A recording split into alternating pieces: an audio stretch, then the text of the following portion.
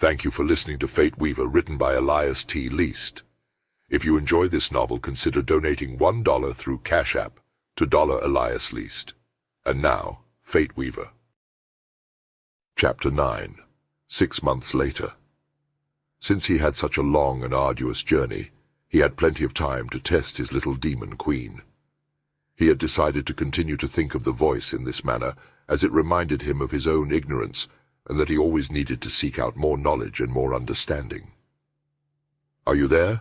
he said tentatively, as he continued walking through the snow-covered land. "Greetings, user Cyrus." The voice came to life in his mind and in his vision, as his statistics came up in a display directly in front of him. It was too much going on with his foresight, and now this display, all on top of what he actually saw, he had to stop walking to get it clear. "Can I call you Demon Queen? Is that okay with you?" he asked, still not accustomed to the echo of his voice coming back at him as he heard what was said before he said it. It was almost too much for his senses to handle. "If that is how you would like to refer to me, I have no opinion on the matter." The voice replied, "If I were to have an opinion, I suppose I would rather you drop the demon part and just call me Queen, but that seems a bit pretentious." Cyrus laughed at that response. "Are you alive, or are you some type of manufactured construct?" There was a slight pause, as if Queen was thinking. "The answer to your question can only be determined by one's personal definition of alive. I do have a physical presence as a subatomic liquid mesh that surrounds your cerebrum just under the endothelial junction. I receive all information from the user Cyrus in the form of waves that emanate from patterns of thought. In a sense, you are a manufactured construct. Does this mean that you are not alive, user Cyrus?" Cyrus smiled at his new understanding of philosophy and the meaning of life and other grand questions of the universe that he had never considered before his amazing change. "We will skip that for now. Can I turn off the ability foresight?" Instantly, the world became a lot simpler as his visions of the future ceased. Queen responds, "If you would like to use the ability again, simply think about turning it back on. These abilities are a part of you. You control them. I simply showed you an access to an ability that you already had. As you use your abilities, they will grow stronger, and you will learn much more as you progress." Cyrus thought about her response. He liked the idea of his abilities being a part of him, and not being given to him by someone else. He looked through his statistical display once again. "What is dimensional storage?" There was no pause for a thought after this question. "You have been classified as a Temporal Warrior, also known as a Fate Weaver. It signifies that you have an affinity to the manipulation of space and time. Just as your foresight ability is a slight manipulation of time, dimensional storage is a slight manipulation of space. This ability gives you access to a small dimensional pocket that lies outside of this aspect of reality. It is primarily used for transporting objects without the need to physically carry them." "You are just a fountain of knowledge, aren't you?" Cyrus said as he considered what his demon queen had told him. He concentrated on the dimensional pocket for a moment, and saw a slight shimmer in the air. He picked up some snow and formed it into a ball and placed it in the pocket, and then once again concentrated, and the shimmer disappeared. He then reopened it and pulled the snowball back out. This was amazing. He did it over and over. He wound up with 10 well-packed snowballs in his dimensional pocket. As Cyrus continued to speak with Queen, he found himself bombarded with a wealth of information about subjects ranging from writing to philosophy. The more he learned, the more questions he had, and he couldn't help but wonder what he would ask if he had never had access to any type of information before. With the world of knowledge at his fingertips, Cyrus couldn't resist the urge to ask about everything that had ever piqued his curiosity. He asked about the origins of the universe, the meaning of life, and the nature of human consciousness. He delved into the intricacies of quantum mechanics, the nuances of ancient mythology, and the history of the world's greatest civilizations. As he absorbed this newfound knowledge, Cyrus couldn't help but feel a sense of wonder and amazement. He had never imagined that such a vast and complex world existed, and he was determined to learn everything he could about it. Through his conversations with Queen, Cyrus discovered a passion for learning that he had never known before. He realized that there was so much more to the world than he had ever imagined, and he was eager to explore every corner of it. With the help of his newfound AI companion, there was no limit to what he could achieve. Cyrus's heart raced as he got closer to the village. He could not wait to see the smiling faces of his family and the surprise in their eyes when they saw him alive. But it seemed oddly deserted, with no signs of life and no smoke rising from chimneys. It was as if the entire place had been abandoned in a hurry. As he moved deeper into the village, the silence became more and more oppressive. It was as if the very air was holding its breath, waiting for something to happen. Cyrus's senses were on high alert, scanning for any signs of danger or life. "Queen," he said, his voice low and weary. "How long has it been since I was last here? It seems like they would have repaired the village by now, especially since winter is here. This doesn't seem right at all." Queen responds, "It has been exactly 6 months, and 1 day since your initial reset for not meeting the minimum requirements for system user access." Despite his growing unease, Cyrus pressed on, determined to uncover the truth about what had happened to his people. But he couldn't shake the feeling that something was very wrong. It was as if the village had been caught in the middle of a nightmare, frozen in time and waiting for something to wake it up. He knew that he had to be on his guard, ready for anything that might come his way. With each step, his anxiety grew, and as he turned a corner around a fallen structure, he heard rustling movement as if he had surprised something that wasn't expecting him. He stopped immediately, and then realized that he had not actually been around the corner yet. It was his foresight that told him what would happen 2 seconds in advance. Chapter 10. Hunger of a Wolf. Cyrus pressed his back against the half-wall and held his breath, trying to make out the source of the noise that had caught his attention. His heart thudded loudly in his chest as he strained to listen, his nerves on edge. He could hear the distinct sound of movement, but he dared not go around that corner just yet. Whatever was over there had not yet realized his presence, and he wanted to keep it that way for as long as possible. The noises grew louder, and Cyrus could tell that he was dealing with something big and formidable. He tried to calm himself, thinking through his options. Running towards the source of the sound was a possibility, but he wasn't sure if he was ready to face whatever lurked in the shadows. Then, as if on cue, his foresight kicked in. He saw himself rounding the corner to face a massive wolf with matted fur and eyes that glowed a sinister blood red. The image sent shivers down his spine.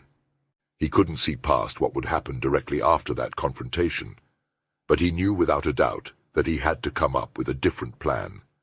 He couldn't risk a face-to-face battle with such a beast, not when he had no idea what it was capable of. A small chime signaled through his mind, followed by a notification from Queen.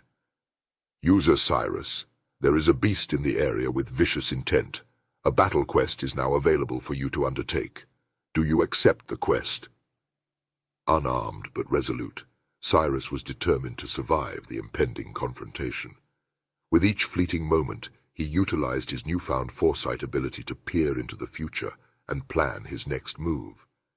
He observed the wolf's snarling maw and anticipated each ferocious lunge, his thoughts racing as he sought a viable escape route. Empowered by his newfound abilities, Cyrus felt an unparalleled sense of invincibility. He had transformed into a formidable adversary, eager to push his boundaries. He established a mental link with Queen and accepted the quest, knowing that there was only one way out of this situation. Cyrus couldn't help but think of the extent of his transformation.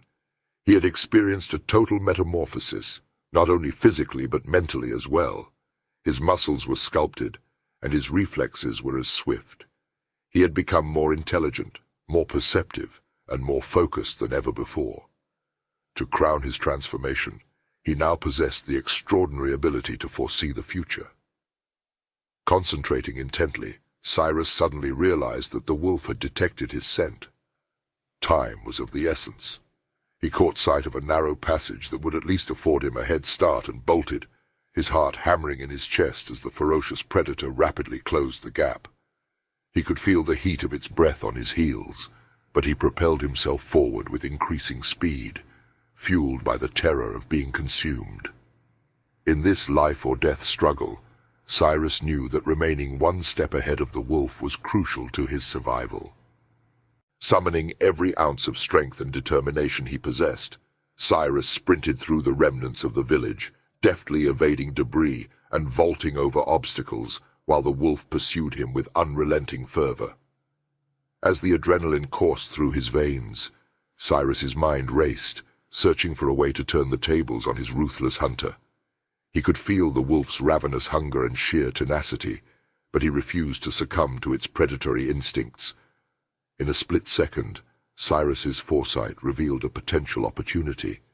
Just above, the narrow alley was lined with crumbling buildings. With a surge of determination, he crashed his shoulder into the wall, his breath ragged but his resolve unwavering. The wolf followed closely, its snarls echoing through the confined space. A precariously balanced stack of debris was knocked from its perch, sending it toppling towards the pursuing wolf. The sudden cascade of rubble caught the beast off guard, momentarily halting its pursuit. Seizing this momentary reprieve, Cyrus dashed out of the alley and into the open, his heart pounding and his legs burning with exertion. Though the wolf was temporarily hindered, he knew it wouldn't be long before it resumed its relentless chase. With the newfound power coursing through him and the support of Queen, Cyrus steeled himself for the ongoing battle of wits and endurance that lay ahead, determined to defy the odds and emerge victorious. Cyrus knew that the old blacksmith's workshop was nearby. It had been destroyed, but he might find something to aid him. As he sprinted towards the dilapidated building, he saw a future where the wolf's claws tore at his back. Knowing when the strike was coming, he was able to dodge its leap. Instead of the deadly strike, it barely grazed his arm, leaving a shallow cut. The creature skidded past him as Cyrus made the decision to burst into the workshop, scanning the debris for anything useful. Each thought was a succession of events all happening at the same time. He saw himself pause to open the door and get mauled by the beast.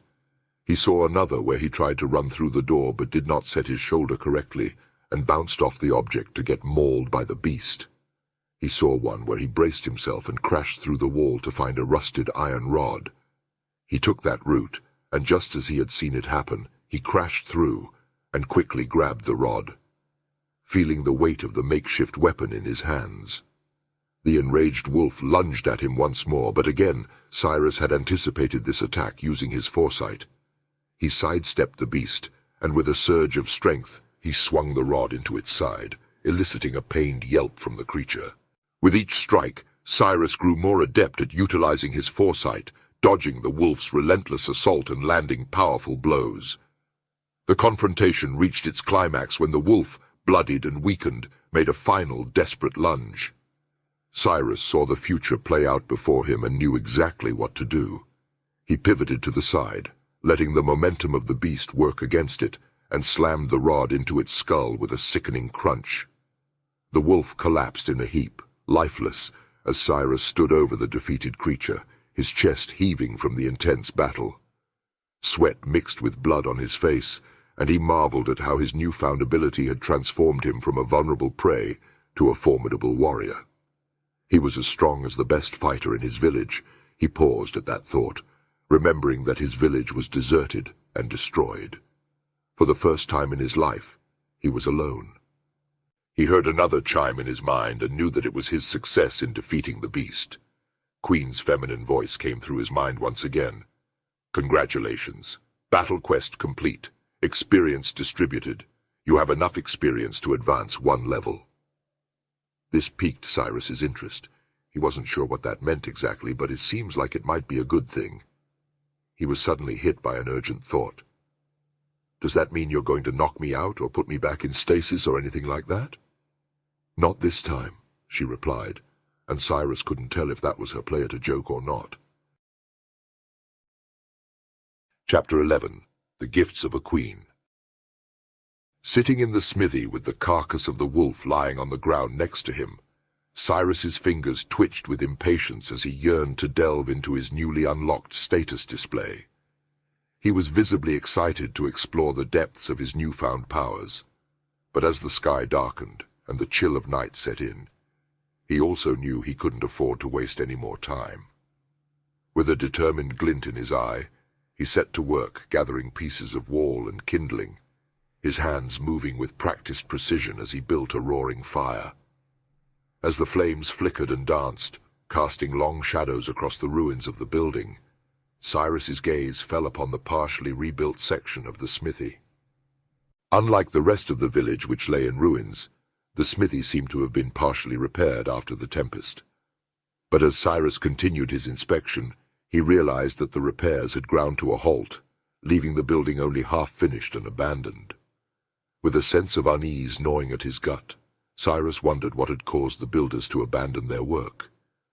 Had they been driven away by another mysterious force like the one that had destroyed the village, or had they simply given up hope in the face of insurmountable odds? He decided to further investigate in the daylight, for now he had more questions for Queen. He brought up his status display. Username Cyrus, race human, class Temporal Warrior, age 15, level 1, experience 60 out of 100, strength 10, dexterity 10, constitution 10, intelligence 10, wisdom 10, charisma 10, health 10, willpower 10, skills, foresight, and dimensional storage. He had gotten into the habit of speaking out loud to Queen. So tell me about this level thing that you were speaking of. Is this how I can increase my abilities? That is one facet of increasing one's level, Queen responds. Additionally, there is the possibility of acquiring new skills contingent upon the level being attained. Generally, increased health and willpower are granted as a level is elevated. Cyrus thought for a moment. If you can raise my abilities, then how about you just give me all you've got? That certainly would save us both a lot of time and effort, don't you agree? He could almost feel Queen's restrained amusement as she responded, It appears that you have adeptly embraced your recently enhanced communication skills. Regrettably, I lack the ability to render you stronger or more intelligent. My role is to grant you access to these abilities when you are prepared for them. That is the crux of experience. Once you have progressed sufficiently for your body to unlock its inherent potential, I merely facilitate the process. As previously discussed, these abilities are within your domain to manage, but not mine to bestow. Cyrus thought that he began to understand, but all this was so far beyond his realm of understanding, it was futile for him to continue down that path. Okay, Queen, I am going to butcher this wolf and then let's do it. Whenever you are ready, user Cyrus. Another chime rang through his mind, similar to the one that designated a quest but slightly different. You have a reminder that there are rewards available from a previous secondary quest that was successfully completed. Would you like to access these rewards? Absolutely, I would. Something that you should know about me since we are going to be spending a lot of time together. I love gifts, Queen, he said in the voice of an excited 16-year-old boy, which coincidentally was his actual voice. Rewards granted, Queen responds. In the firelight, Cyrus watched as the fragmented wood and dirt before him seemed to disintegrate into a nearly imperceptible sand-like substance. The tiny particles swirled and danced, shifting and rearranging themselves in a mesmerizing display. Slowly, they coalesced into solid forms on the ground. He picked them up and instantly felt a change in his movements. He held a stunningly crafted crescent moon knife that shimmered in the firelight, accompanied by a belt pouch that would snugly hold the knife, and a small bag filled with several trading coins. The transformation of the materials left Cyrus awestruck, as if he had just witnessed the birth of the items from the very fabric of the world itself. As he donned the belt that seemed to fit him flawlessly, Cyrus encountered two immediate concerns. One filled him with fear to his core, while the other stirred great excitement within him. He hesitated, unsure which question to pose first. Sensing his thoughts, Queen preemptively addressed the questions without Cyrus having to articulate them. I can perceive your memory of the man who abducted your mother, but I possess no knowledge of his identity or whereabouts. It is a curious coincidence that he wields a knife of the same design. given that it was specifically crafted as the inaugural weapon for all Temporal Warriors. I recommend that you consider this your first lead in the pursuit of your mother, user Cyrus. The classification of the Temporal Warrior is not something to which I have extensive access. It is rare, but there are a few. Queen continued. Regarding my capabilities to produce items for you, I can only generate a highly specific set of items with equally precise requirements that must be fulfilled for me to do so. To put it bluntly, I cannot create a pet dragon that would grant you dominion over both land and sky. Well, that is disappointing on both counts, however. I will say for future notice, if there are rewards that are waiting for me, please remind me sooner. I could have used this knife well before the butchering stage. Cyrus said this as he pulled the wolf carcass by the legs outside in the cold. However, Queen stated after a slight pause, as you get more in tune with the system, and begin to understand more fully how it operates, there will come a time when you have the ability to create items in the same way that I just brought these into existence. He continued to use his new crescent knife to make perfect strips of meat, and he realized how large the animal was, and could not understand what was going through his mind to accept that quest. He vowed to be more careful in the future. He continued to clean the animal and get some much-needed nutrition. He felt like he had not eaten in 6 months. Thank you for listening to Fate Weaver by Elias T. Least. Feel free to subscribe to the channel for exclusive original works from this author. All donations and proceeds from this work go directly to him. Cash App $EliasLeast. Copyright 2023.